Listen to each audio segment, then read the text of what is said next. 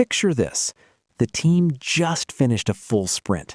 Everyone was working hard, tasks were getting done, deadlines were met. And then, the retrospective.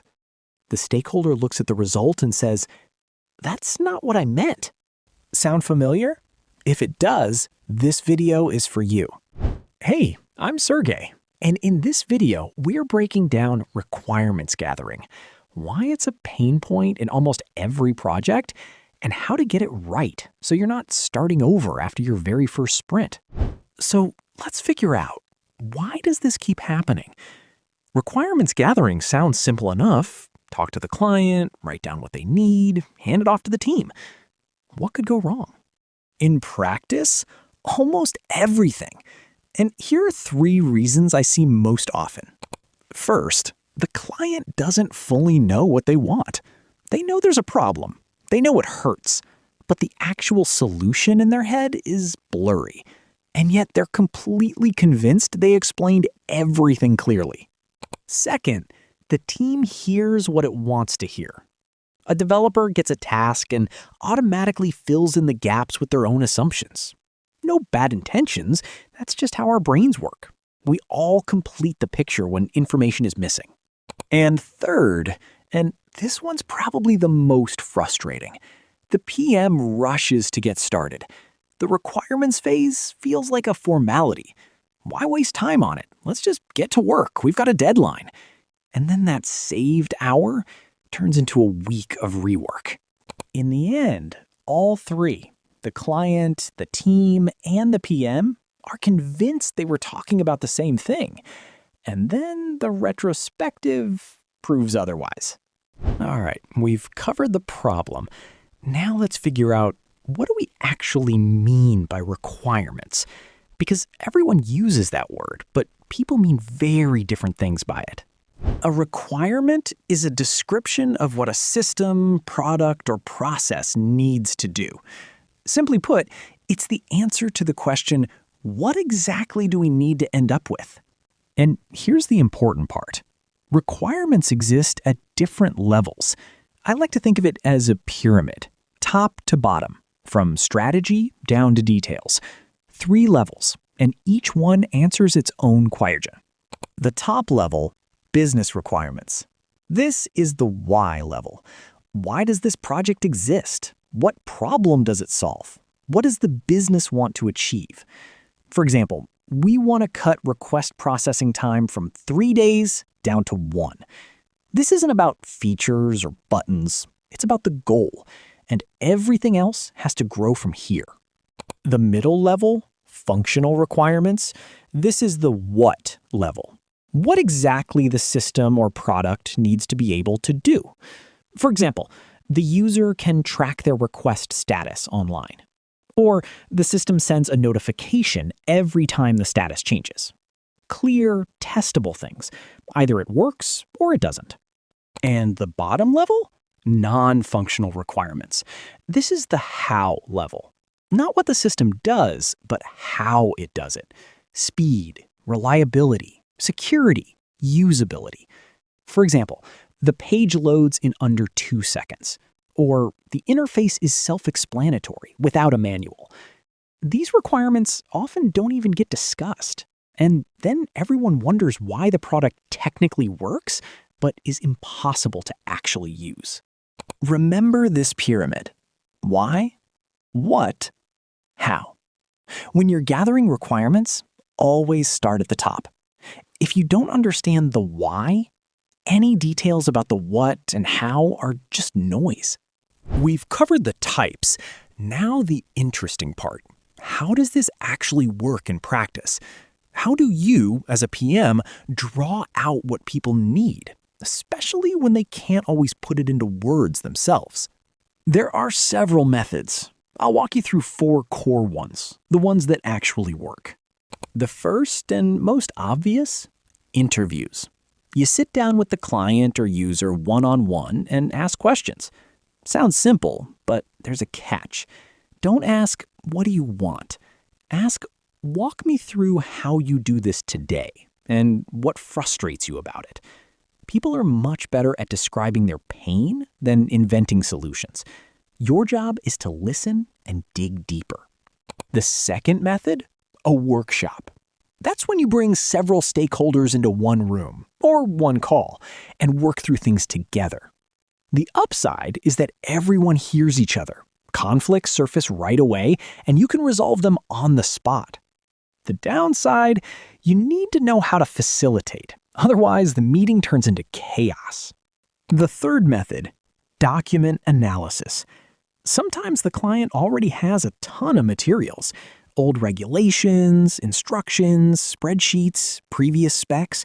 That's gold. There are often requirements buried in there that nobody remembers anymore, but that still matter. Just ask for access and spend an hour going through it. And the fourth, observation. You literally watch how people work right now, how they use the current system, where they get stuck, what they do manually instead of using the software. This method gives you insights that no interview ever will, because people often don't even notice their own workarounds. You don't need to pick one method and stick with it.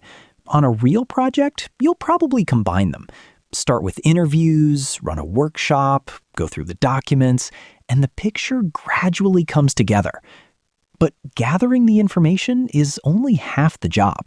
The other half is capturing it properly, and that's where a lot of people trip up. You've talked to the client, run a workshop, gone through the documents. You've got a lot of information in your head or in your notes, but requirements that only exist in your head or scattered across messenger chats aren't really requirements. They're a ticking time bomb. Everything needs to be written down and done in a structured way. Let me be upfront.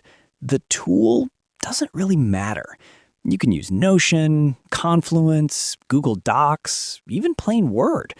What matters isn't what you use, it's how you structure it. Because a requirements document needs to be clear, not just to you, but to the client, the developer, and anyone new who joins the project a month later. Here's the minimum that every requirements document needs to have. First, context. A couple of sentences on why this project exists at all. That's the business requirement we talked about, so that anyone reading it immediately understands the overall goal. Second, the list of requirements. Each requirement as a separate item. Clear, specific, no room for interpretation. Not the system should be user-friendly, but the user must be able to submit a request in no more than 3 steps. The more specific, the better.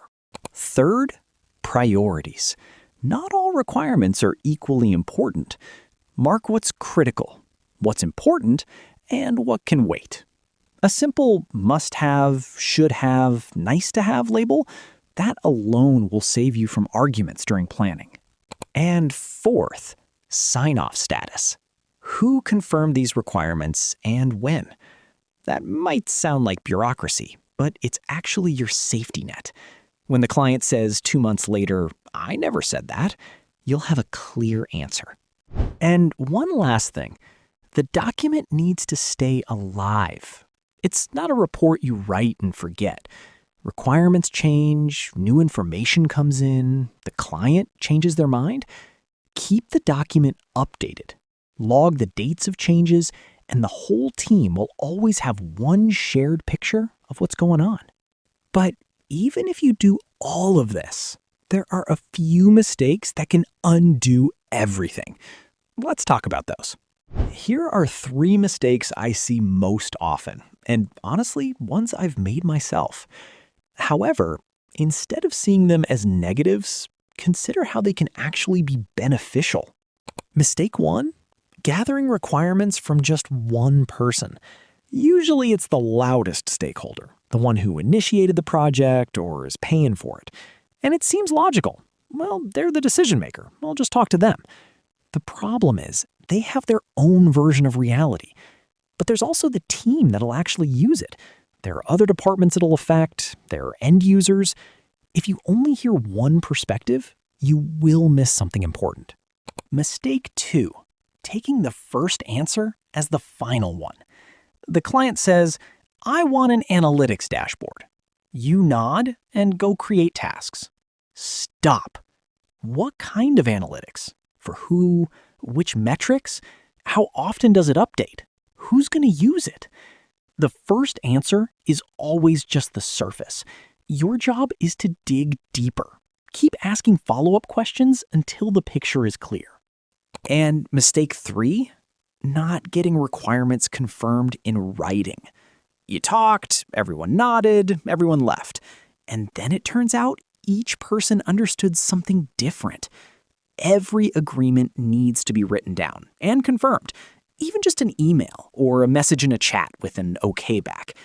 That's not distrust. That's just normal professional hygiene. All 3 mistakes come down to one thing: wanting to close the topic fast and get to the real work. But requirements gathering is the real work. Everything you do after that is just execution. And how accurate that execution is depends entirely on how well you understood things at the very beginning. Let's quickly run through the key points so everything comes together. First, requirements aren't a formality. They're the foundation of the entire project. If the foundation is off, everything built on top of it will be off too, no matter how much effort the team puts in. Second, requirements come in 3 levels. Business requirements answer the why. Functional requirements answer the what. Non-functional requirements answer the how. Always start at the top with the why, and only then work your way down to the details. Third, use different methods to gather requirements. Interviews, workshops, document analysis, observation. Don't stop at the first answer, and don't talk to just one person. Fourth, document everything and get it confirmed in writing. Verbal agreements are an illusion of agreements. A requirements document signed off by the client? That's your safety net and your team's North Star. If you do all of this, you'll dramatically cut down on rework, misunderstandings, and unpleasant surprises at the retro.